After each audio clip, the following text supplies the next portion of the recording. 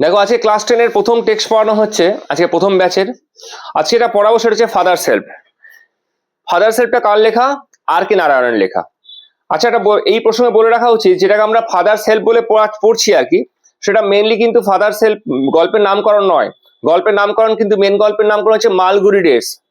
মালগুড়ি ডেস, MALGUDI, Malgudi ডেস, DAYS, মনে রাখবে।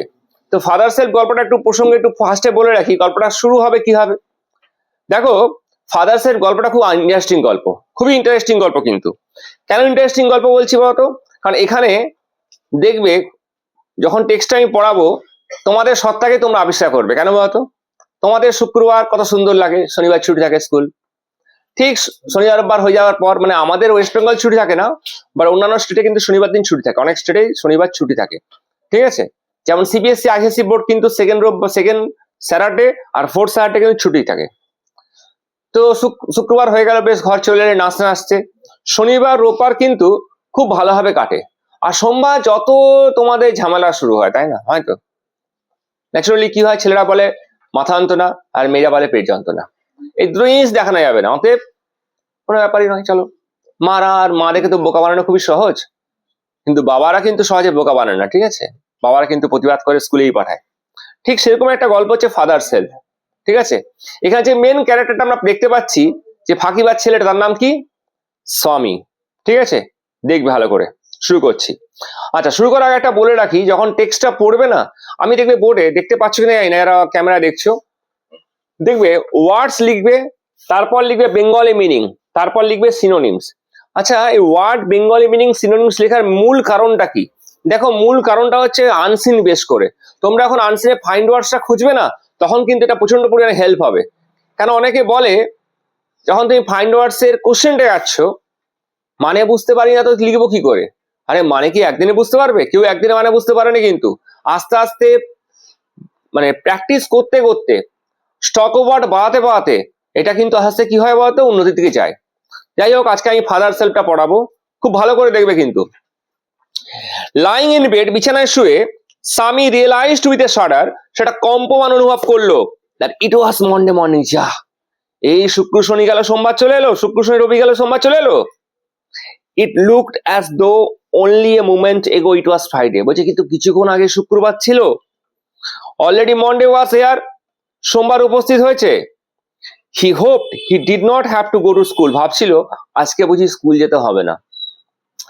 At 9 o'clock, 9টার সময়, স্বামীনাথন ওয়েল্ড, সে চিৎকার করে উঠলো। কি বললো?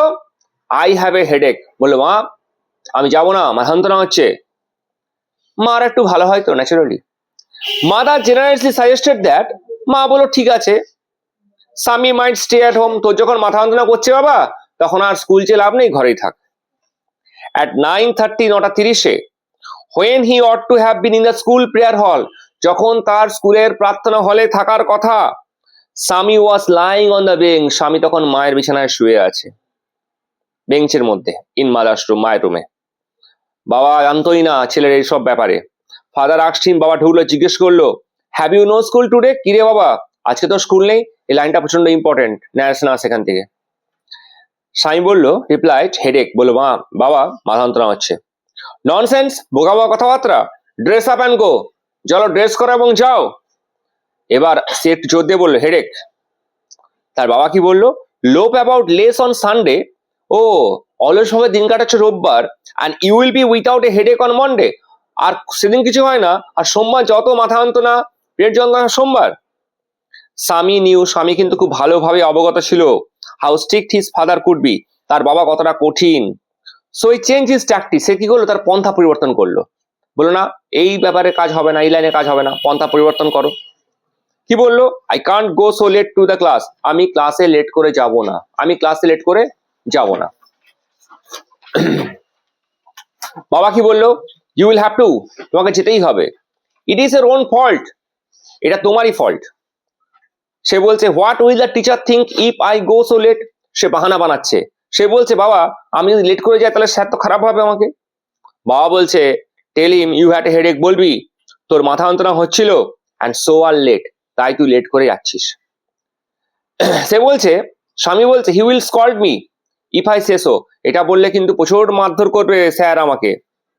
স্যার বলছে উইল হি, তাই নয়, তাই নাকি? লেট আস সি, দেখা যাক তো। What is his name? স্যারের নাম বল। স্যামুয়েল। বলছে স্যারের নাম কিন্তু Samuel. Does he always call the students? উনি কি প্রায় ছেলেমেয়েদেরকে মারধর করেন? এবার দেখো, এবার কি হচ্ছে বলতো, গল্পের গরুকে স্বর্গে তুলছে। কি বলছে শোনো ভালো করে। সে বানিয়ে বানিয়ে বলছে, এটা ঠিক নয় কিন্তু আদৌ। স্বামী বলছে about Samuel, he is a very angry man. বাবা খুব রাগী ও স্যারটা। He specially angry with boys, উনি তাদের বিরুদ্ধে প্রচন্ড রাগ করেন হু কাম ইন লেট, যারা লেট করে স্কুলে আসে। I would not like to go late to Samuel class. বাবা আমি কিন্তু স্যামুয়েল ক্লাস যাব না। এটা করে কি করছে বলতো, টাইমটাকেও কাটাচ্ছে আর বাবাকে বিভিন্ন রকম বাহানা বানাচ্ছে, স্যারের সম্বন্ধে ভুলভাল ইনফরমেশন দিচ্ছে। বাবা শুনে বলছে ইফ হি সো অ্যাংরি, যদি উনি এতই রাগ করেন, why not tell your headmaster about it? তোমরা হেডমাস্টারকে অভিযোগ করো না কেন, বা গার্জেনরা অভিযোগ করো না কেন? এবারও মিথ্যে বলছে স্বামী। দে সে দ্যাট, তারা বলছে যে even the headmaster afraid of him, যে হেডমাস্টার নাকি তাকে ভয় পায়। এটা ছিল ফার্স্ট টেক্সটের ইউনিট 1।